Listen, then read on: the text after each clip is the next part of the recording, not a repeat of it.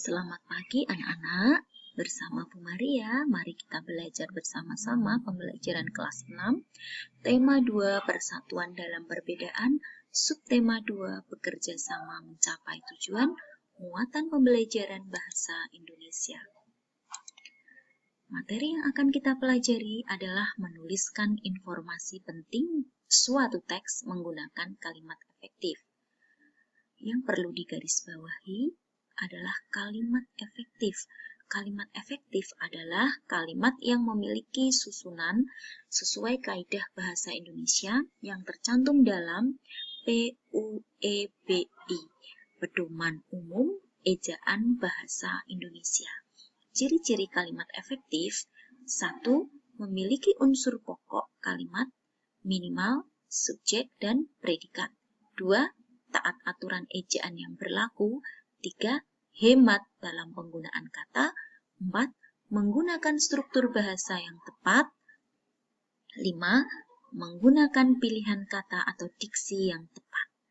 Nah, mari anak-anak kita mengenal unsur dari suatu kalimat. Yang pertama adalah subjek, kemudian predikat, objek, keterangan, dan pelengkap. Yang pertama, kita akan belajar apa itu. Unsur kalimat yang pertama adalah subjek atau disingkat S. S atau subjek adalah pelaku yang melakukan perbuatan, kegiatan, tindakan, atau aktivitas tertentu. Subjek biasanya berupa kata benda seperti nama orang, binatang, tumbuhan, dan benda. Unsur yang kedua adalah predikat. Predikat ialah tindakan atau kegiatan yang sedang dilakukan oleh subjek. Bisa berjenis kata benda, kata kerja, kata bilangan, dan kata depan. Yang ketiga adalah objek. Objek merupakan sesuatu yang dikenai tindakan oleh subjek. Unsur objek biasanya diisi dengan kata benda atau nomina, frasa nominal, atau klausa. Objek ini berfungsi untuk memperjelas atau melengkapi predikat. Yang berikutnya adalah keterangan. Keterangan menjelaskan bagaimana, di mana, atau kapan peristiwa yang dinyatakan dalam kalimat tersebut. Unsur keterangan tidak dibatasi terkait tata letaknya. Keterangan dapat diletakkan baik di awal atau di akhir kalimat. Yang terakhir adalah pelengkap. Pelengkap adalah unsur yang melengkapi predikat.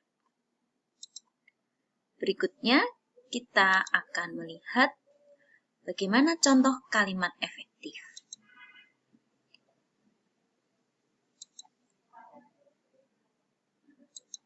Berikut, perhatikan contoh kalimat efektif berikut ini. Latif mengibarkan bendera merah putih.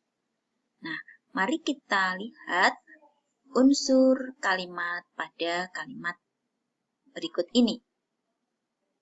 Latif sebagai subjek, mengibarkan predikat, bendera merah putih sebagai objek. Nah, kalimat ini merupakan contoh kalimat efektif karena sudah mengandung unsur pokok dalam kalimat yaitu subjek dan predikat. Walaupun belum memiliki keterangan atau tidak memiliki pelengkap, namun sudah termasuk kalimat efektif. Berikutnya, Fani pergi bersama Anggi. Fani sebagai subjek, pergi predikat, bersama Anggi merupakan keterangan. Nah, masih ya contoh kalimat efektif. Nah, berikut ini berwarna-warni ya. Yang hijau ini Insinyur Soekarno dan Dr. Andes Muhammad Hatta, nama orang ya. Ya, walaupun itu dua orang juga merupakan subjek. Subjeknya ada berupa nama dua orang, Insinyur Soekarno dan Dr. Andes Muhammad Hatta. Itu subjek. Memproklamasikan merupakan predikat kemerdekaan Indonesia. Objek di Jakarta, yaitu keterangan. Nah, sekarang kita lihat contoh kalimat yang tidak efektif ya, atau yang kalimat yang salah atau tidak efektif ya, yang tidak sesuai dengan PUEBI. Ibu Fatmawati adalah merupakan penjahit bendera merah putih. Di mana kira-kira nak letak kesalahannya? Ya, di sini yang diberi garis bawah ya, adalah merupakan. Sudah adalah, masih merupakan. Nah, ini adalah penggunaan kata yang mubazir ya, karena kata adalah dan merupakan bermakna sama, sehingga bisa dipilih salah satu. Misalnya, pembenahannya, pembetulannya menjadi sebuah kalimat efektif menjadi Ibu Fatmawati merupakan penjahit bendera merah putih. Ya. Nah, berikut ini ada teks yang berjudul Pertempuran Ambarawa, diambil dari buku paket ya nak, tema 2. Nanti bisa dilihat di dalam buku paket tematik Pertempuran Ambarawa. Nah, teks ini nanti bisa kalian kalian analisis ya, cari informasi pentingnya dengan langkah-langkah sebagai berikut. Yang pertama, ini sebagai tugas ya nak, tulislah informasi penting dalam bentuk peta pikiran menggunakan kalimat tanya adik Simba. Seperti yang telah kalian lakukan kemarin ya, sebelumnya di subtema 1, membuat kalimat tanya dengan menggunakan kata tanya dari teks Pertempuran Ambarawa. Setelah itu jawablah pertanyaan yang telah kamu buat tadi.